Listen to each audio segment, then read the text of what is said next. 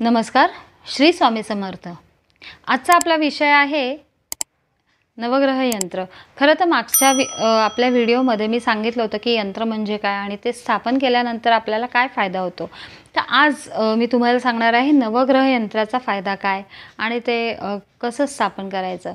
खरं तर नवग्रह म्हटल्यानंतरच तुमच्या लक्षात आलं असेल की आपल्या कुंडलीमध्ये जे 9 ग्रह असतात म्हणजे कुठले रवी, चंद्र, मंगळ, बुध, गुरु, शुक्र, शनी, राहू आणि केतू।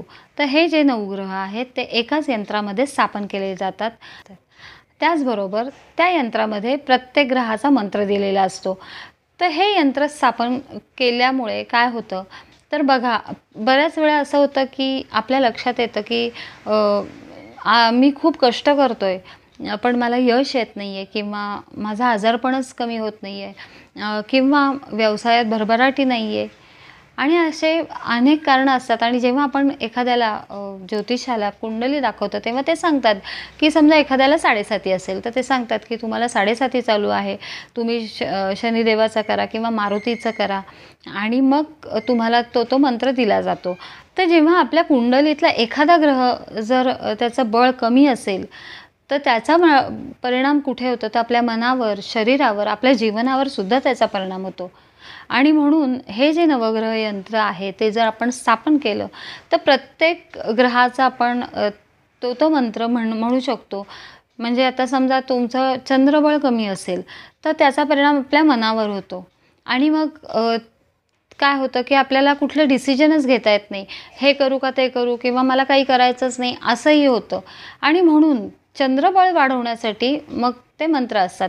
मग प्रत्येक ग्रहाचे वेगवेगळे मंत्र दिलेले असतात। म्हणजे आता शनीचं जर घेतलं आपण 7.5 तर शनीचा 23,000 मंत्र आहे। राहूचा मंत्र बघितला तर त्याचा 18,000 आहे। म्हणजे असं नाही की आपण रोज नुसतीच पूजा केली आहे, म्हणजे ते यंत्र आणलंय, ते स्थापन केलंय आणि नुसतीच पूजा करतोय तर त्याने उपयोग होत नाही। पण हेच जर यंत्र आपण विधीपूर्वक व्यवस्थित आपल्या देवघरात जर स्थापन केलं आणि जेवढा त्याचा मंत्र आहे तो जर रोज तुम्ही 1 माळ सांगितली असेल तर तेवढी 1 माळ करा आणि जेवढी जास्तीत जास्त करता येईल तेवढे करा। कारण जेवढा तुम्ही उपासना आणि मंत्र जास्त त्याच्यावर कराल तेवढं तो जो ग्रह आहे ते तुम्हाला बळ द्यायला मदत होते।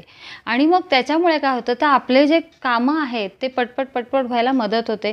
आपली जी तीव्रता आहे समजा 7.5 असेल तर ती तीव्रता कमी व्हायला मदत होते।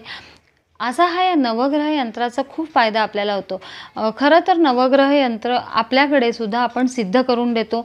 त्याचबरोबर बऱ्याच वेळा जर समजा आता 18,000 तुम्हाला जप सांगितला असेल आणि तो आजकाल आपल्या धावपळीच्या युगामध्ये हे शक्यही होत नाही, तर आपण काय करतो म्हणजे माझे मिस्टर पत्रिका बघून तुम्हाला सांगू शकतात की तुमच्या पत्रिकेतला हा ग्रह प्रबळ नाही आहे, त्याला बळ कमी आहे आणि तुम्हाला एवढा मंत्र करायचा आहे। समजा तुम्हाला 18,000 करायला सांगितला पण तुमच्याच्याने होत नसेल तर आपण ते विधीपूर्वक आणि त्याच्यातही बरेच प्रकार असतात तर ते सगळं करून तुम्हाला 18,000 तो मंत्र आपण करून देतो। म्हणजे माझे मिस्टर तेही करून देतात। जर तुम्हाला नवग्रह यंत्र बद्दल अजून काही माहिती हवी असेल किंवा तुमच्या पत्रिकेतला, तुमच्या कुंडलीतला कुठला ग्रह तुम्हाला त्रास देतोय किंवा कुठल्या ग्रहाची दशा, विदशा, महादशा चालू आहे हे जर तुम्हाला माहिती हवी असेल तर नक्की खाली दिलेल्या नंबरवर फोन करा।